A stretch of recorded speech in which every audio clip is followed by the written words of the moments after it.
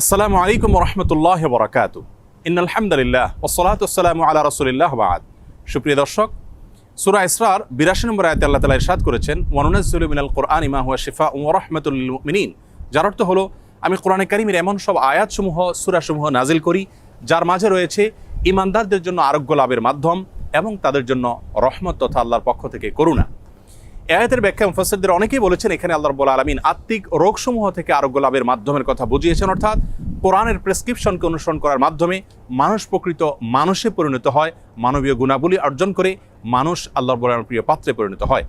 এর ব্যাখ্যা অনেক মুফাসসিররা এও বলেছেন যে এর মাধ্যমে আল্লাহ রাব্বুল আলামিন আত্মিক রোগসমূহ থেকে মুক্তির পাশাপাশি শারীরিক যে রোগসমূহ আছে সেগুলো থেকেও মুক্তির পথ আল্লাহ রাব্বুল আলামিন আমাদেরকে বাতলে দেন। সেগুলোকে আবিষ্কার করে খুঁজে বের করে যথাযথভাবে আমল করার মাধ্যমে উপকৃত হওয়াটাই হলো আমাদের জন্য মূল বিষয়। আজ আমরা কোরআনে কারীমের এমন একটি সূরা আপনাদের সঙ্গে শেয়ার করতে চাই যে সূরার অপর নামই হলো সূরাতুশ শিফা বা আরোগ্য লাভের সূরা।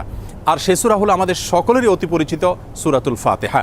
সহিহ বুখারীতে আবু সাঈদ খুদরী রাদিয়াল্লাহু আনহু থেকে একটি হাদিস বর্ণিত হয়েছে, যে হাদিসের মাধ্যমে বোঝা যায় যে সাহাবায়ে কেরাম সূরাতুল ফাতিহার মাধ্যমে চিকিৎসা গ্রহণ করেছেন এবং অলৌকিকভাবে, বিস্ময়করভাবে কঠিন এবং দুরারোগ্য সমস্যা থেকে তারা মুক্তি লাভ করেছেন।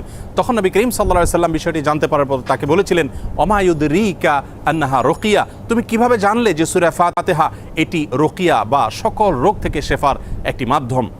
এজন্য এই সূরা সম্পর্কে উলামায়ে কেরাম বলে থাকেন যে সূরা ফাতিহার মাধ্যমে যে কোনো রোগ বালাই থেকে, যে কোনো বিপদ আপদ থেকে, যে কোনো অসুখ বিসুখ থেকে মুক্তি লাভের মাধ্যম হিসাবে আমরা এটিকে ব্যবহার করতে পারি।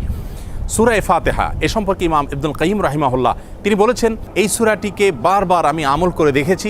আমার জীবনে যখনই কঠিন কোনো ব্যথায় আমি আক্রান্ত হয়েছি, কাতর হয়েছি, তখনই এই সূরা পাঠ করে ফু দিয়ে সে ব্যথার জায়গাকে মুছেছি। আল্লাহ রাব্বুল আলামিন বিস্ময়করভাবে, অলৌকিকভাবে আমাকে সুস্থতা এবং আরোগ্য দান করেছেন।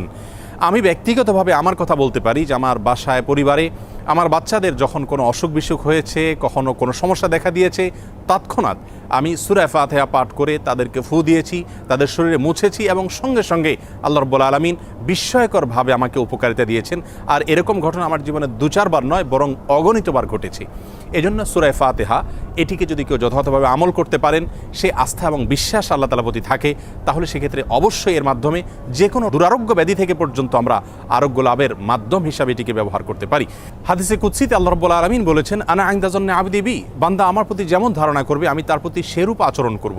অতএব পরিপূর্ণ আস্থার সাথে, বিশ্বাসের সাথে যদি কেউ যে কোনো অসুখ বিসুখ থেকে, যে কোনো ব্যাধি থেকে মুক্তি লাভের জন্য সূরা ফাতিহাকে পাঠ করেন, সেটি পাঠ করে কোনো পানিতে, তেল ইত্যাদিতে ফু দিয়ে সেটি যদি ব্যবহার করেন, প্রয়োগ করেন, অথবা শরীরের কোনো জায়গায় অসুখ দেখা দিলে এটি পাঠ করে যদি ফু দেন সেই জায়গায় বা মোছেন, ইনশাআল্লাহ বিইذনিল্লাহ আল্লাহ তাআলা তাকে ওই রোগ থেকে মুক্তি নসিব করবেন।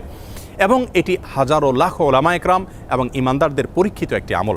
আমরা এই আমলটি যে কেউ করতে পারি। আমরা অনেকে মনে করি এই সমস্ত সূরার মাধ্যমে আরোগ্য লাভের জন্য বোধহয় কোনো মুত্তাকি পরহেজগার মানুষ দিয়ে এগুলো পাঠ করাতে হয়। মূলত আমরা যে কোনো মুসলমানই এটিকে আমল করতে পারি এবং এর মাধ্যমে আরোগ্য লাভের চেষ্টা করতে পারি। আল্লাহ রাব্বুল আলামিন আমাদের সকলকে কোরআনে কারীমকে সব দিক থেকে আমাদের অনুকরণীয়, অনুসরণীয় গ্রন্থ হিসাবে গ্রহণ করার তৌফিক দান করুন। কোরআনে কারীমের সকল প্রেসক্রিপশনগুলো মেনে আমাদের জীবনকে আলোকিত করার তৌফিক দান করুন এবং কোরআন থেকে শেফা গ্রহণ করে আরোগ্য লাভ করে আল্লাহ তাআলার প্রতি আমাদের ঈমানকে আরও বৃদ্ধি করার তৌফিক দান করুন। আসসালামু আলাইকুম ওয়া রাহমাতুল্লাহি ওয়া বারাকাতুহু।